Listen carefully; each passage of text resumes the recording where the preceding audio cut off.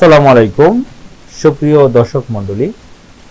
Professor doctor Yunus তিনি এতদিন কোথায় ছিলেন? সম্প্রতি তিনি উদ্বেগ প্রকাশ করেছেন। তিনি বলেছেন, আমাদের প্রতিষ্ঠান জবরদখল হয়েছে, আমরা ভয়ঙ্কর পরিস্থিতিতে আছি। ডক্টর ইউনূস, প্রথম আলো 15 ফেব্রুয়ারি এটা প্রকাশিত হয়েছে। এই নিউজটি থেকে কয়েকটি বাক্য আপনাদেরকে পড়ে শোনাচ্ছি। এখানে বলা হয়েছে, নোবেলজয়ী ডক্টর মোহাম্মদ ইউনূস অভিযোগ করেছেন গ্রামীণ ব্যাংক তাদের 8টি প্রতিষ্ঠান জবরদখল করেছে। এসব প্রতিষ্ঠান তাদের মতো করে চালাচ্ছে। পুলিশের কাছে এ বিষয়ে প্রতিকার চাইলেও সহযোগিতা পাওয়া যায়।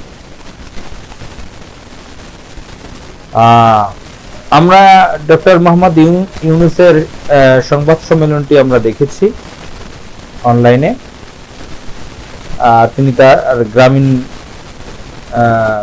গ্রামীণ ভবনে, গ্রামীণ ব্যাংক ভবনে তিনি সংবাদ সম্মেলন করেছেন। তিনি এই সরকার তার বিরুদ্ধে ঝাড়ু মিছিল করিয়েছে, পুলিশের কাছে অভিযোগ দিয়েছে, পুলিশ কোনো কিছুই আমলে নিচ্ছে না, যখন তখন যে কোনো প্রতিষ্ঠান দখল করে নিচ্ছে সরকার। এরকম পরিস্থিতি তিনি কখনো দেখেননি। এটা ছিল এ পর্যন্ত লাস্ট তার উদ্বেগ প্রকাশের খবর। আমরা এর আগেও গত কয়েক মাসের মধ্যে ডক্টর ইউনূসের কয়েকবার উদ্বেগ প্রকাশের খবর পেয়েছি। যখনই তিনি আদালতে গিয়েছেন, মামলার আসামি হয়েছেন, জামিন চেয়েছেন, বারবার কোর্টে আসা যাওয়া, তখনই তিনি উদ্বেগ প্রকাশ করেছেন নিজের ব্যাপারে। এই ঘটনাগুলো মাত্র অল্প কয়েক মাসের মধ্যে। তো প্রফেসর ডক্টর মোহাম্মদ ইউনূস, তার ব্যাপারে আপনাদেরকে নতুন করে আমার বলার কিছু নেই। প্রফেসর ডক্টর ইউনূস সারা বিশ্বব্যাপী পরিচিত একজন ব্যক্তি, নোবেল লরিয়েট পৃথিবীতে শত শত ব্যক্তিগণ আছেন, কিন্তু প্রফেসর ডক্টর ইউনূসের মতো এত নামকরা নোবেল লরিয়েট পৃথিবীতে খুব কম রয়েছে। ধরেন, পাকিস্তানের একজন কিশোরী মেয়ে মালালা, সে যখন কিশোরী বয়সের ছিল তখন সে নোবেল পেয়েছে। বাংলাদেশে, আমাদের ভারতীয় উপমহাদেশে, এখানে যখন আমাদের বাংলাদেশ স্বাধীন হয়নি, আমাদের এই অঞ্চলে রবীন্দ্রনাথ ঠাকুর 1913 সালে নোবেল পেয়েছেন। প্রফেসর ডক্টর আব্দুল সালাম পেয়েছেন ফিজিক্সে, পাকিস্তানের একজন ভদ্রলোক। অমর্ত্য সেন পেয়েছেন অর্থনীতিতে, ভারতের। বারাক ওবামা পেয়েছেন শান্তিতে নোবেল। আর তাওয়াক্কুল কারমান শান্তিতে নোবেল পেয়েছেন ইয়েমেনে। এখন পৃথিবীতে নোবেল লরিয়েটের অভাব নেই। অনেক নোবেল লরিয়েট নোবেল পেয়েছেন, সেটাকে প্রত্যাখ্যান করেছেন, নোবেল গ্রহণ করেননি, সেটাও আছে। তো শত শত ব্যক্তিগণ 6টা বিষয়ের উপরে নোবেল পেয়েছেন: ফিজিক্স, কেমিস্ট্রি, মেডিকেল, হেলথ, আর কি স্বাস্থ্য, আপনার physics, chemistry, health, piece, literature, economics, এইসব এ ধরনের 6টি বিষয়ে নোবেল শত শত ব্যক্তিগণ পেয়েছেন। প্রফেসর মোহাম্মদ ডক্টর ইউনূস শান্তিতে নোবেল পেয়েছেন। তো এই নোবেল পাওয়া নিয়ে বাংলাদেশে দুটি পক্ষ রয়েছে। একটি পক্ষ তাকে খুব সাধুবাদ জানাচ্ছেন, আরেকটি পক্ষ বলছেন যে সুদের কারণে ইসলাম বিরোধী শক্তি তো নোবেল পুরস্কার দিয়ে থাকে, তারা সুদের বিস্তার ঘটাবার জন্য প্রফেসর ডক্টর মোহাম্মদ ইউনূসকে নোবেল পুরস্কার দিয়েছে। এটা যৌক্তিকতাও আছে। তবে ডক্টর মোহাম্মদ ইউনূস এই নোবেলের বাহিরেও সারা বিশ্বে খুব অতি পরিচিত। আমেরিকার মতন দেশের প্রেসিডেন্ট মিস্টার বিল ক্লিন্টন এবং তার স্ত্রী হিলারি ক্লিন্টন, যিনি ফরেন মিনিস্টার ছিলেন, এই দুজনই তার বন্ধু। আমেরিকার আরো অনেক প্রেসিডেন্ট তার বন্ধু, ইউরোপ, আমেরিকা, এশিয়ার বিভিন্ন দেশের রাষ্ট্রপ্রধান, সরকার প্রধানগণ তার সাথে ভালো সম্পর্ক, বন্ধুত্বপূর্ণ সম্পর্ক তার সাথে। বিভিন্ন দেশে তিনি রাষ্ট্রীয় বড় বড় পদক পেয়েছেন, বিভিন্ন ইউনিভার্সিটির তিনি চেয়ারম্যান, প্রেসিডেন্ট। বিশ্বের বহু দেশের নাগরিকত্ব সম্মানজনকভাবে তাকে দেওয়া হয়েছে। বিশ্বের বিভিন্ন ইউনিভার্সিটি তাকে ডিগ্রি দিয়েছে। বিভিন্ন নামে শত শত পুরস্কার পেয়েছেন। পৃথিবীর বিভিন্ন নামি দামি জায়গায় তিনি স্পিচ করেন। অর্থাৎ গোটা বিশ্বে ডক্টর ইউনূস এক নামে। বাংলাদেশে দ্বিতীয় আর কোনো ব্যক্তি নেই আন্তর্জাতিক পর্যায়ে এত নাম করা। যে সমস্ত উদাহরণ দিয়েছি, রবীন্দ্রনাথ ঠাকুরও বিশ্বে এত নাম করা নয়। এক নাম ডক্টর ইউনূস পড়লে পৃথিবীর আনাচে কানাচে, ইউরোপ, আমেরিকা, অস্ট্রেলিয়া, আফ্রিকা, এশিয়ার সমস্ত জায়গায় ডক্টর ইউনূসের নাম মানুষে জানবে। এখন এই ডক্টর মোহাম্মদ ইউনূস, এই ভদ্রলোকের 80-র উপরে বয়স, প্রায় 82-83 বছর বয়স। তিনি চিটাগাংয়ের মানুষ, চিটাগাং ইউনিভার্সিটির শিক্ষকও ছিলেন একটা সময়।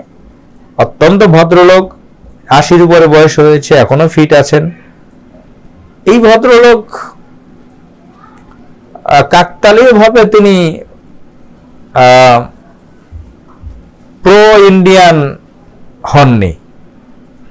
আমার কাছে যেটা মনে হচ্ছে, আমার মতন সাধারণ পাবলিকের দৃষ্টিতে যেটা আসছে, তিনি হয়তো প্রো ইন্ডিয়ান না। বাংলাদেশে অনেক বুদ্ধিজীবী নামকরা ব্যক্তিগণ ইন্ডিয়ান দালালি করে। তিনি এই অবৈধ আওয়ামী লীগ সরকারকে পছন্দ করেন না। তার মতন ব্যক্তি তিনি যদি এই অবৈধ আওয়ামী লীগ সরকারের সাপোর্টার থাকতেন, অবৈধ সরকার প্রধান গোপালীকে সমর্থন দিতেন, প্রো ইন্ডিয়ান হতেন, তাহলে দেখা যেত যে ডক্টর ইউনূসের কত মূল্য। বর্তমান সরকার প্রধান নিজেই মাথায় তুলে ডক্টর ইউনূসকে মাথায় তুলে নাচতো মনে হয়। এটাই স্বাভাবিক। এখন একে তো তিনি প্রো ইন্ডিয়ান নন, এই সরকারের অবৈধ সরকারকে তিনি সাপোর্ট করতে পারছেন না। দ্বিতীয় হচ্ছে, তিনি বিশ্বে এতটা প্রভাবশালী, এত নামকরা, এই অবৈধ সরকার প্রধান গোপালী মনে করছে যে আমি এবং আমার পিতার থেকে কেন এই লোকটা বেশি নাম করা হলো। এই ঈর্ষায়, এই জেলাসিতে তার ঘুম হারাম। তাকে অপমান অপদস্থ করার জন্য নানান ধরনের কাহিনী তৈরি করেছে। যেরকম বাংলাদেশের সাবেক 3 বারের নির্বাচিত প্রধানমন্ত্রী বেগম খালেদা জিয়াকে এতিমখানার টাকা মেরে দেওয়ার মামলা দিয়ে অপমান অপদস্থ করছে, ডক্টর ইউনূসের মতন ব্যক্তিকে হেনস্থা করছে, অপমান করছে ভিন্ন সিস্টেমে। যাই হোক, এ সমস্ত বিবরণ, ডিসক্রিপশন, এগুলো বলে রাখলাম বোঝার জন্য আপনাদের। তো মূল কথা আসি, যেটা আমি বোঝাতে চেয়েছিলাম, বলতে চেয়েছিলাম। আমি শুরুতে ইন্ট্রোডাকশনে একটা কথা বলেছিলাম যে ডক্টর মোহাম্মদ ইউনূস এখন কোথায়, এতদিন কোথায় ছিলেন? ডক্টর মোহাম্মদ ইউনূস এতদিন কোথায় ছিলেন, একটি প্রশ্ন রেখেছিলাম। এই কথাটার কারণ হচ্ছে, এই যে প্রফেসর ডক্টর মোহাম্মদ ইউনূস, তিনি তো বাংলাদেশেরই সন্তান। নোবেল লরিয়েট হোক, সারা বিশ্বে প্রভাবশালী নামকরা একজন হোক, যে যা হোক না কেন, তিনি কি এই বাংলাদেশে অন্যায় অত্যাচার এই নতুন দেখছেন? তিনি এতদিন পরে কেন বিস্ময় প্রকাশ করছেন যে আমার প্রতিষ্ঠানগুলো জবরদখল হয়ে যাচ্ছে? এরকম সময় কখনো আমার আসেনি, এরকম খারাপ পরিস্থিতি কখনো আমি দেখিনি। এই কথাগুলো কেন তিনি এখন বলছেন? তাহলে কি বোঝা যাচ্ছে, এত বিশ্বের এত বড় আন্তর্জাতিক নামকরা ব্যক্তি অত্যন্ত সেলফিশ পর্যায়ের নন। নিজের ব্যক্তিগতভাবে যখন তার আঘাত লেগেছে, তখন তিনি বলছেন এরকম খারাপ সময় কখনো তিনি দেখেননি, তার প্রতিষ্ঠান দখল হয়ে যাচ্ছে। তিনি কি দেখতে পাননি বাংলাদেশের বড় বড় রাজনৈতিক দলগুলোকে কিভাবে ধ্বংস করে দিয়েছে এই অবৈধ একটি সরকার? বিএনপির মতন দলকে কত ক্ষতি করেছে, জামাত ইসলামের মতন একটি দলকে কত ক্ষতি করেছে, রাজনৈতিক প্ল্যাটফর্মগুলোকে, শক্তিগুলোকে ধ্বংস করার জন্য তারা কত সন্ত্রাসী হামলা চালিয়েছে। তিনি কি দেখেননি জামাত ইসলামের গড়ে তোলা ইসলামী ব্যাংক বিশ্বের অন্যতম প্রভাবশালী ব্যাংক? তিনি তো একজন ইকোনমিস্ট, অর্থনীতিবিদ। তিনি কি দেখেননি ইসলামী ব্যাংক একটি প্রভাবশালী ইসলামী ব্যাংক ছিল, সারা বিশ্বের 1000 ব্যাংকের মধ্যে একটি ছিল। সেই ব্যাংকটিকে কিভাবে দিনে দুপুরে দখল করে নিল এই অবৈধ আওয়ামী লীগ সরকার? এই সরকার কি দেখেনি? এই প্রফেসর ডক্টর ইউনুস কি দেখেননি? কেটে দিয়ে না, প্রফেসর ডক্টর ইউনুস কি দেখেননি জামাত ইসলামের Manarat international school and college, university এগুলো কিভাবে দখল করে নিয়েছে মানারাত ট্রাস্টটি এই সরকার দিনে দুপুরে? তিনি কি দেখেননি দৈনিক সংগ্রাম পত্রিকা অত্যন্ত পুরনো একটি মিডিয়া, প্রিন্ট মিডিয়া, তাদের দুটি ভবন ছিল মতিঝিলে, যে ভবন দুটি ভাড়া দিয়ে সংগ্রাম পত্রিকার সাংবাদিকদের বেতন দেওয়া হতো, সেই ভবন দুটি তারা কিভাবে আওয়ামী যুবলীগ দখল করে নিয়েছিল? তিনি কি দেখেননি জামাত ইসলামের বহু ডজন ডজন প্রতিষ্ঠানগুলো দখল কিভাবে করে নিয়েছিল? ডজন ডজন প্রতিষ্ঠানগুলো কিভাবে দিনে দুপুরে দখল করে নিয়েছিল? তিনি কি দেখেননি আবুল আসাদের মতন একজন বয়স্ক, অতিশী বড় একজন বয়স্ক ব্যক্তি, 80-র উপরে বয়স, তার মতন ব্যক্তিকে কিভাবে আওয়ামী সন্ত্রাসী গুন্ডা বাহিনী, যুবক ছেলেরা আওয়ামী লীগের, তারা তার চেম্বার থেকে, তার অফিস থেকে টেনে হিঁচড়ে বের করেছে, তাকে অপমান অপদস্থ করেছে। পত্রিকা সংগ্রাম ও মগবাজারের সংগ্রাম অফিস থেকে তাকে কলার ধরে টেনে হিঁচড়ে বের করেছিল। এই ধরনের একজন বয়স্ক ব্যক্তিকে অপমান, এই ধরনের হেনস্থা করেছে। এই সভ্য দেশে কিভাবে এটা সম্ভব হলো? ডক্টর ইউনূসকে এটা, তিনি শান্তিতে নোবেল পেয়েছেন, তার কি উচিত ছিল না এটা প্রতিবাদ করার? তিনি কি দেখেননি 5ই মে 2013 কিভাবে গণহত্যা চালিয়েছে শাপলা চত্বরে, মতিঝিলের শাপলা চত্বরে জেনোসাইড ঘটিয়েছে এই আওয়ামী লীগ সরকার, অবৈধ সরকার? তিনি কি দেখেননি 2009 সালের 25-26 ফেব্রুয়ারি কিভাবে পিলখানা 57 জন সামরিক কর্মকর্তাকে হত্যা করেছে এই সরকার? তিনি কি দেখেননি কিভাবে জামাত ইসলামের শীর্ষ পর্যায়ের নেতাদেরকে ফাঁসিতে ঝুলিয়ে হত্যা করেছে? তিনি কি দেখেননি জামাত বিএনপির লক্ষ লক্ষ ব্যক্তির বিরুদ্ধে মামলা দিয়েছে, হাজার হাজার ব্যক্তিকে পঙ্গু করেছে? তিনি কি দেখেননি এই বাংলাদেশের ব্যাংকগুলো কিভাবে ডাকাতি করেছে, দখল করে নিয়েছে এই সরকার? সমস্ত ব্যাংকগুলো খালি করেছে, বিদেশে পাচার করেছে বিলিয়ন বিলিয়ন ডলার। তিনি কি দেখেননি পাওয়ার প্ল্যান্টের মাধ্যমে বিদ্যুতের নামে কিভাবে বাংলাদেশের টাকা পাচার করা হয়েছে, কুইক রেন্টালের নামে কিভাবে ক্যাপাসিটি চার্জ বাবদ হাজার হাজার কোটি টাকা উঠিয়ে নেওয়া হচ্ছে বাংলাদেশের মানুষের থেকে? তিনি কি দেখেননি পদ্মা সেতুতে কিভাবে লুটপাট হয়েছে? এই মেগা প্রকল্পের নামে যেগুলো উন্নয়নের প্রকল্প আছে সেগুলোর মাধ্যমে কিভাবে টাকা লুটপাট করছে এই সরকার? দিনে দুপুরে কিভাবে জনগণের হাজার হাজার কোটি টাকা, বিলিয়ন বিলিয়ন ডলার তারা মেরে দিচ্ছে, সেগুলো কি দেখেননি তারা? ডক্টর ইউনূস কি দেখেননি সেগুলি? তিনি কি দেখেননি শিক্ষা ব্যবস্থা কিভাবে ধ্বংস হয়ে গেছে? সেখানে কিভাবে ধর্ষণ করে না মেয়েদেরকে, সেখানে শিক্ষা ব্যবস্থার কতটা নিচে নেমেছে সেগুলো কি দেখেনি? স্বায়ত্তশাসিত বহু প্রতিষ্ঠান, বেসরকারি বহু প্রতিষ্ঠানে সরকার দখল করে নিয়েছে। চ্যানেল আই বন্ধ হয়েছে, চ্যানেল 1 বন্ধ করেছে, দিগন্ত মিডিয়া বন্ধ করেছে, দিগন্ত পত্রিকা চলতে পারছে না, তাদের বেতন হয় না। আমার দেশ পত্রিকা বন্ধ হয়েছে, দিনকাল পত্রিকা বন্ধ হয়েছে, সংগ্রাম পত্রিকা না চলার মতন অবস্থা, এবং অনলাইন বহু পত্রিকা বন্ধ হয়ে গেছে। মোস্তাক নামের একজন ব্যক্তি জেলখানা মারা গিয়েছে, নাসিরুদ্দিন আহমদ পিন্টু জেলখানা মারা গিয়েছে।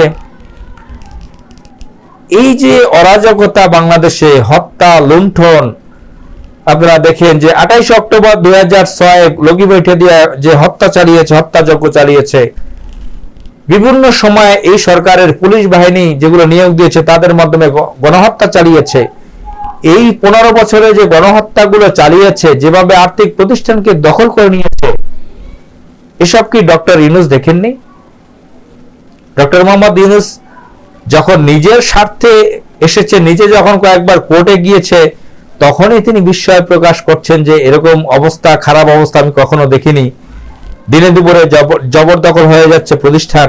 তিনি কি দেখেননি বেগম খালেদা জিয়ার মতন একজন ব্যক্তি যিনি নির্বাচিত প্রধানমন্ত্রী ছিলেন এনেছেন, একটি রাজনৈতিক দলের প্রধান চেয়ারপারসন, তিনি কয়েকবার তিনি বিরোধী দলীয় প্রধান ছিলেন, তিনি সাবেক ফার্স্ট লেডি, এই ধরনের একজন বিশ্বের অত্যন্ত প্রভাবশালী নাম করা একজন নারী পলিটিশিয়ান, তাকে কিভাবে হেনস্থা করছে, কত বছর ধরে তাকে গৃহবন্দী করে রাখছে, তিনি অসুস্থ, তাকে চিকিৎসা করতে দিচ্ছে না, এসব কি তিনি জানেন না? এই যে তিনি সারা বিশ্বে এত নাম করা প্রভাবশালী ডক্টর ইউনূসের নাম তবজির মতন জপে বিএনপির লোকজন, তাকে ভালোবাসে, বাংলাদেশের কোটি কোটি মানুষ ভালোবাসে, তিনি সারা বিশ্বে এত পরিচিত, তাহলে এই যে তিনি বিস্ময় প্রকাশ করলেন, এই বিস্ময় প্রকাশে বোঝা গেল তিনি অত্যন্ত সংকীর্ণ মনের, ছোট মনের,